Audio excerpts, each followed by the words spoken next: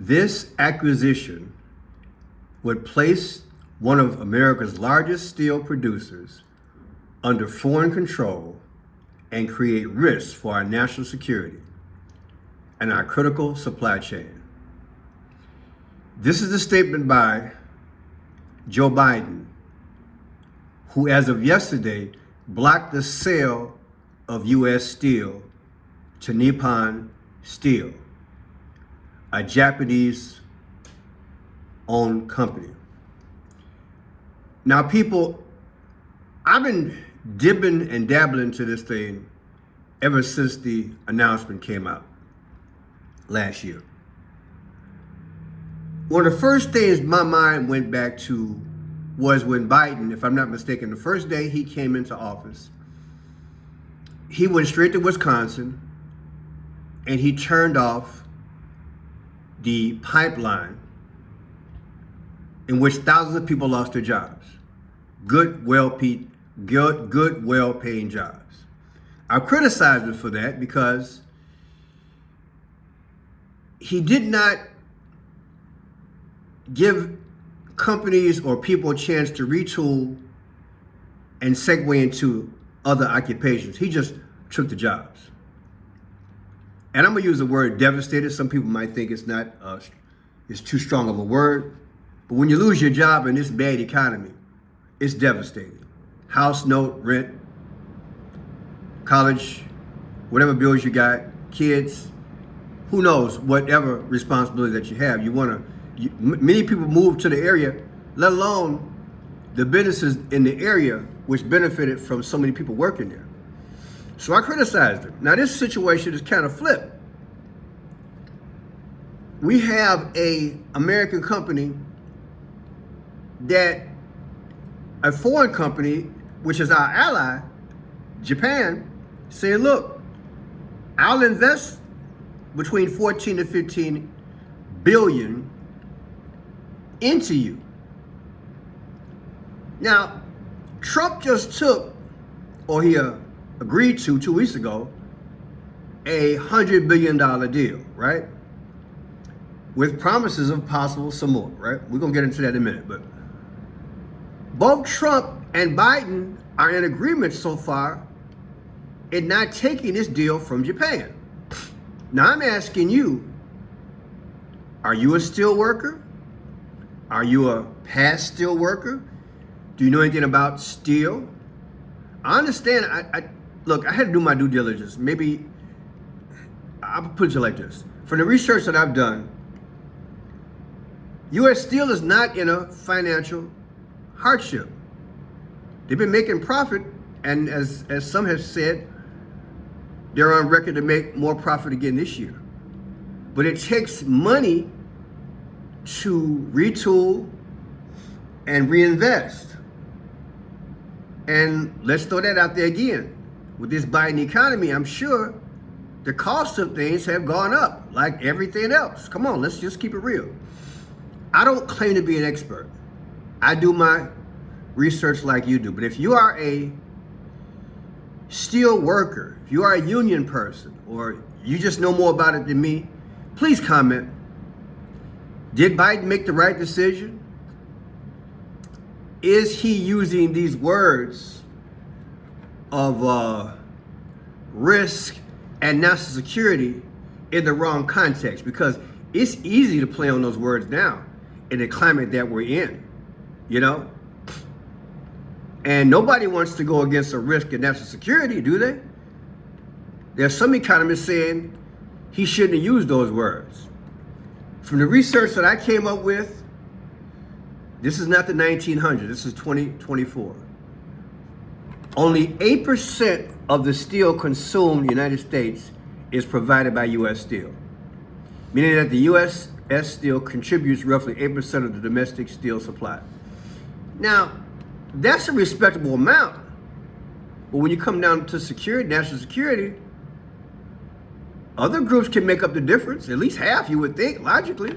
It's not gonna put too much of a damage. So what is Biden really talking about? A national security issue. That's all you got? As I did my research, that's what people are saying. He had nothing else, so he threw it under that heading. I don't think that's fair. And if I'm right, then what do you think his real motive is? Now, before I forget, I'm just going to throw it out there. This is a China competition, people. This is a global economy with a Chinese competition. Now, you know I've done my videos on China like everybody else. And there's a strong possibility that China is our daddy. Okay? Who's your daddy? And there are people in the know who say, look, China is America's daddy. That would explain why Trump and Biden are in concert in not selling U.S. steel. I could see if it supplied, I don't know, 25 to 40% of the steel in America, you're taking a risk. But this is an ally. Doesn't Japan need us? Japan is an ally. Have they shown in the last 3 to 10 years they would do us? Come on, man. I'm just asking people. So if you have any other context to put in, let me know. I respect the yes or the no, but go ahead and feel free to explain your position. I am leaning more toward it wouldn't have hurt to sell it. So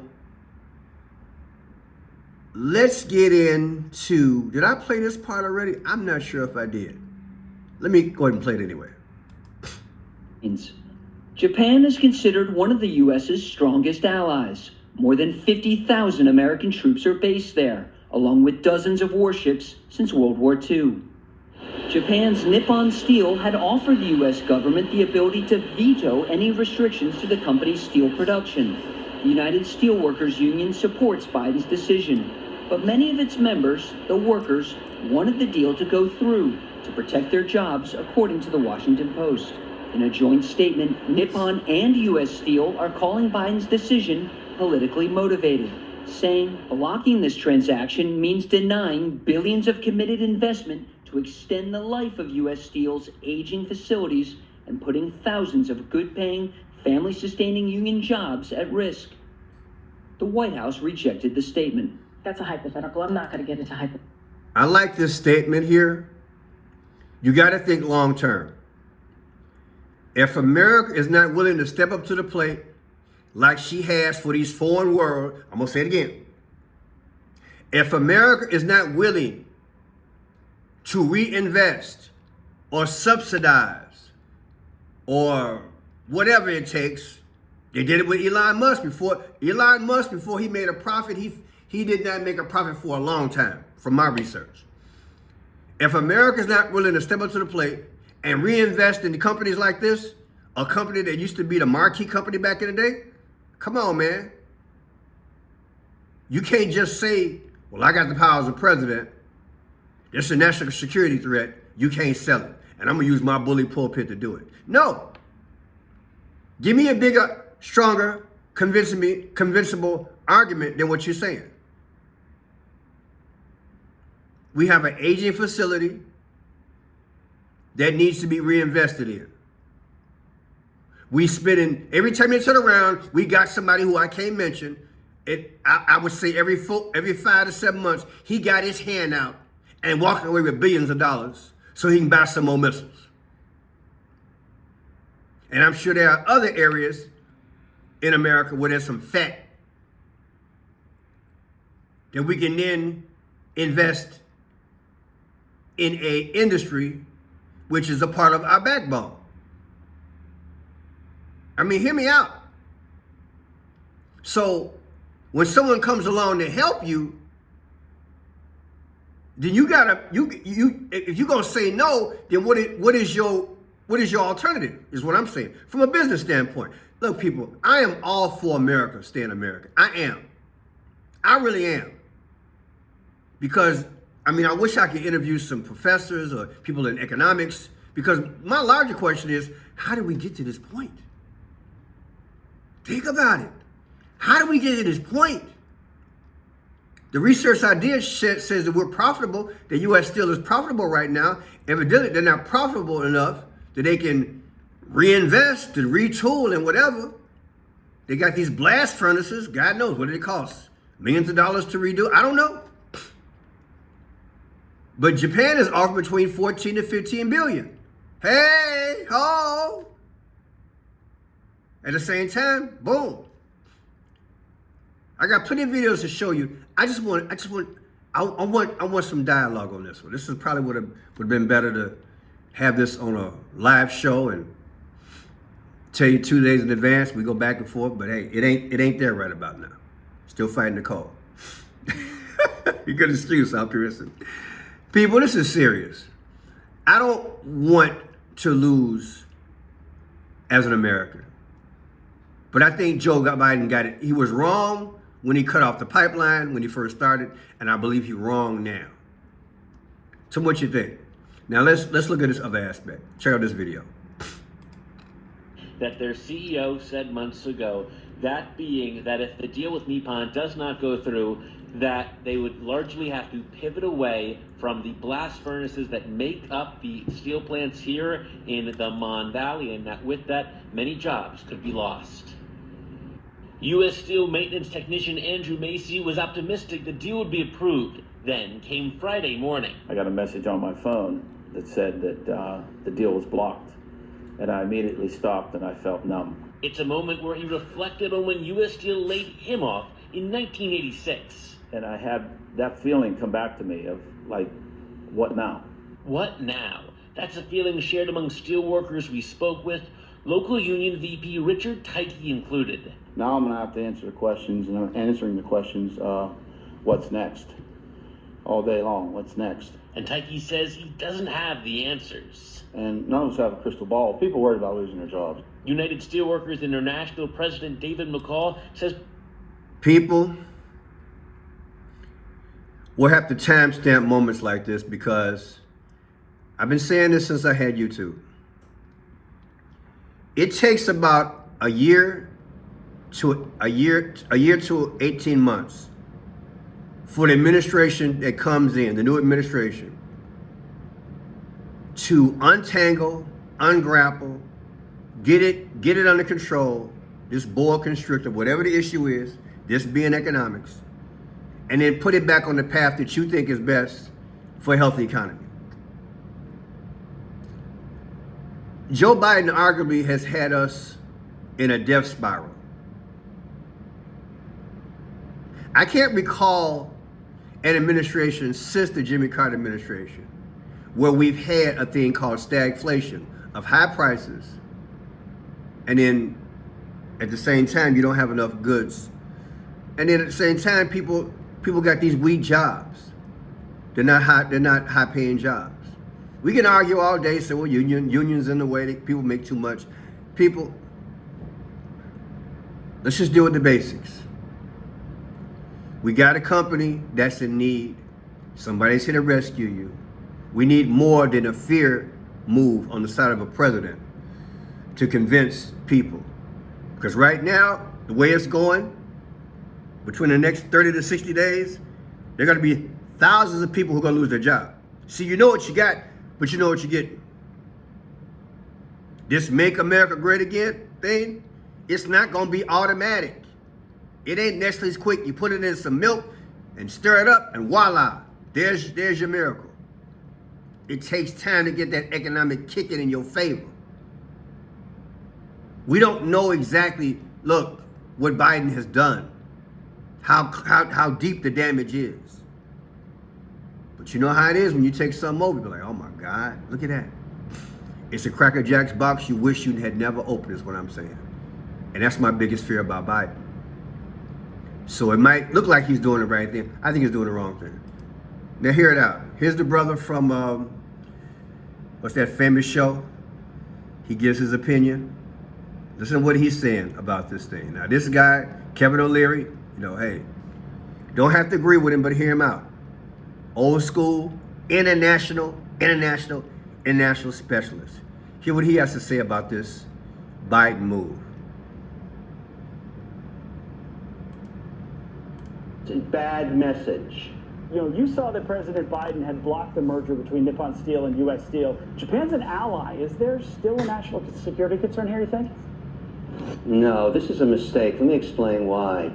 You know, you want to make America the #1 destination for capital all around the world, and you want to grow that, and you want them to bring their dollars and build plant and equipment in the United States because it's the most competitive and largest economy. You do not want to mess with that. This is messing with that. This is a government picking winners and losers, one specific company over another.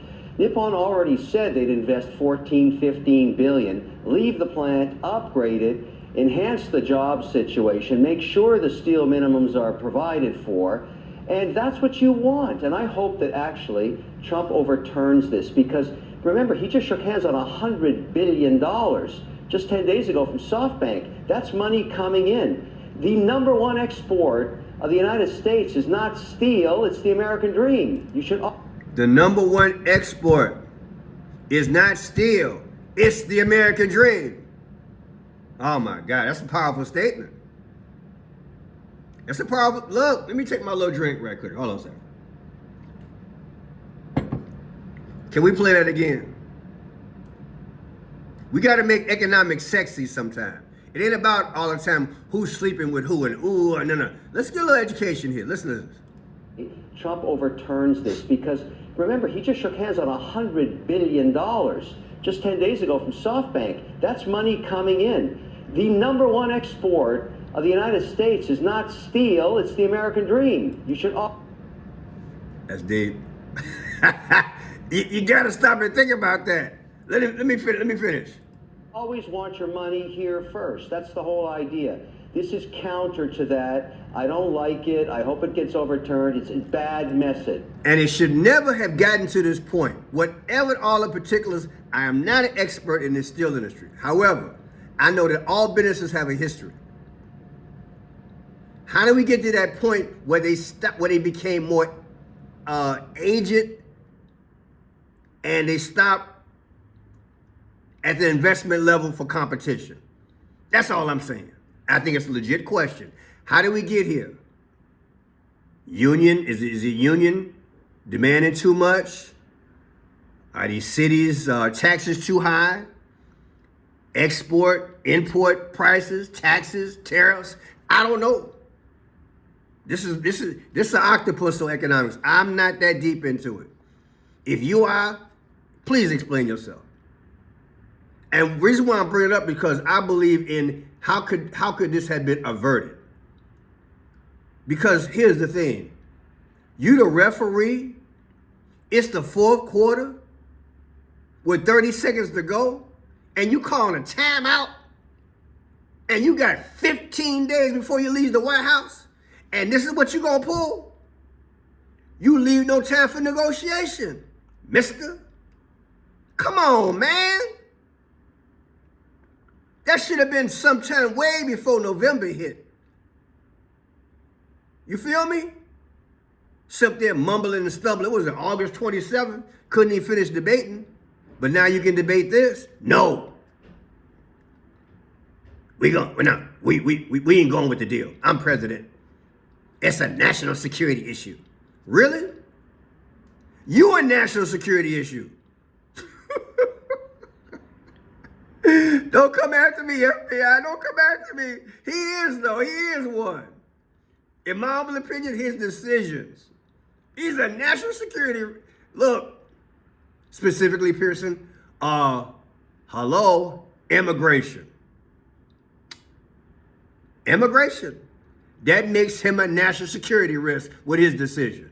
So how he go look in the mirror and tell us this is a national security issue when he has been a national security issue?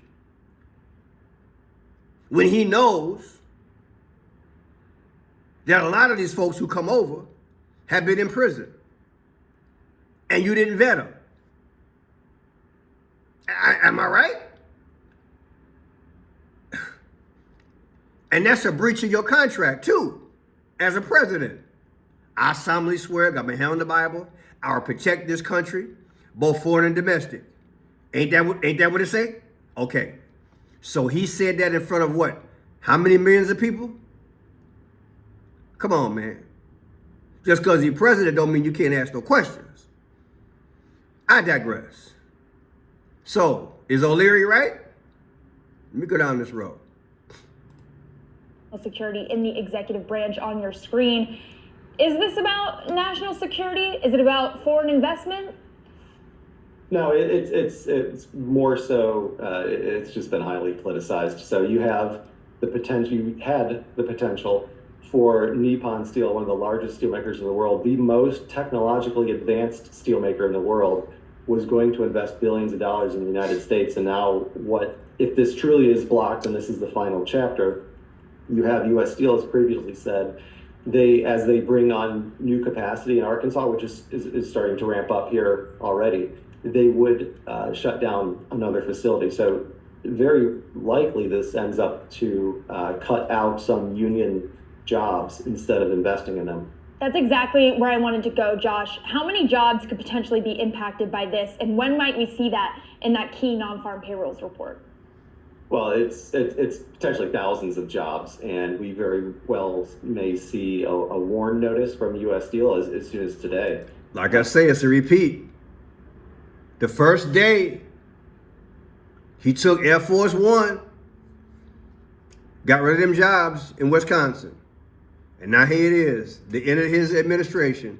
He doing the same thing again. I want y'all to see it. Now, this is Gary, Indiana. Is this the one with Gary, Indiana? Yeah, this is the one with Gary, Indiana. He's talking to the mayor here, brother. Now, I interviewed the mayor of Gary, Indiana back in the day.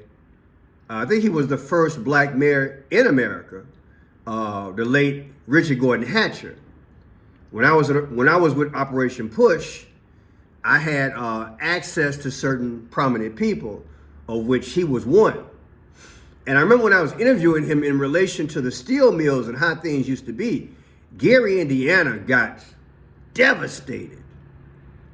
And I think for like 20-something years, maybe 25 years, those factories and whatever just went overseas. This black mayor inherited a problem.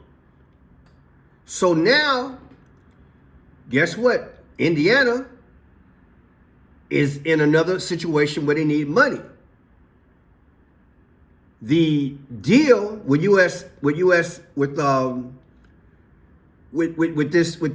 deal that's made up with Nippon, Gary, Indiana would have got $1 billion. You hear what I said? They got $1 billion. Oh, that's a lot of money. Guaranteed. So now listen to this. Vaney, you've got a lot of lawmakers there at the headquarters of U.S. Steel on your side. Donald Trump has said he'll find another buyer. He'll impose tariffs. Are you at all optimistic that there is a potential for an American buyer out there that we don't know about yet that might just save U.S. Steel? I don't believe tariffs would have helped save this situation. I believe that the significant amount of investment, over $15 billion in the purchase, close to $1 billion in Gary alone, and close to $3 billion in Mon Valley, Pennsylvania, that was going to ensure the longevity of the blast furnace right here in Gary, blast furnace number 14, which is one of the largest blast furnace in U.S. Steel's footprint. It's our hope that so much has changed since President-elect had made his comment of signing along with President Biden to killing this deal, that Nippon Steel has made all of the mitigation that will ensure that national security would be addressed in their concerns. You hear that? Listen to it again about national security. They put that question on the table. Listen. That will ensure that national security, so much has changed since President-elect had made his comment of signing along with President Biden to killing this deal, that Nippon Steel has made all of the mitigation that will ensure that national security would be addressed in their concerns. So if they're willing to come to the conference table and meet in relation to this Biden concern, which I believe is something that he just had to come up with, because now people are in this fear mode since 9/11. It's easy to call it a terror issue. Shouldn't even say that word, but it's easy to say it's a national security issue. Really? To get people to back you and get the medicine to go down smoother. These folks is willing to come to the conference table. Just tell me what you think, people. If you're from Gary, Indiana, if you're a steel worker, tell me how you feel. Could this impact future foreign investment? And how much of an outlier is this? In general, the U.S. tends to like foreign investment. You're right. In general, we seem to want foreign investment. We love it when European car companies build plants in South Carolina or Tennessee, and we're subsidizing a Taiwanese company to make computer chips in the Southwest. But I'm concerned that it will discourage foreign investment in the United States. After all, it will be a big hassle. And if you can call the Japanese buying a steel mill a national security threat, you can call almost anything a national security threat. Hello. And I think it reflects a kind of growing anxiety and hostility to globalization in all its forms. And what's ironic about this is that a combined Nippon-U.S. Steel would have been a formidable competitor to the big Chinese steel makers, and those are the ones that have been the target of so much animosity, both from U.S. steel makers and U.S. policymakers. Did you hear that? Did you hear the China aspect? Listen again, it's deep. Globalization in all its forms. And what's ironic about this is that a combined Nippon-U.S. Steel would have been a formidable competitor to the big Chinese steel makers, and those are the ones that have been the target of so much animosity. Where have we heard? Where have we heard something like this before? Even recently, I forgot what it was. Well, behind the scenes, the decision was really made based on what China thought. Come on, man. Who's running the country, baby? Apparently, not somebody who's elected. Money talk, don't it? Money talk, power walk. Come on, man. You got thousands of jobs on the line. Like I said, old Biden playing referee 15 days before he leave the White House. And this the fix he gonna leave us in? He gonna exit the same way he entered? Come on, man. Convince me other than saying it's a national security issue. Because again, my research here, around 8% of the steel is USS steel provided in America. It's right there. Numbers don't lie. According to available information, around 8% of the steel consumed in the United States is provided by USS Steel.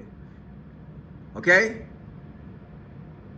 According to the available information, around 8% of steel consumed in the United States is provided by USS Steel.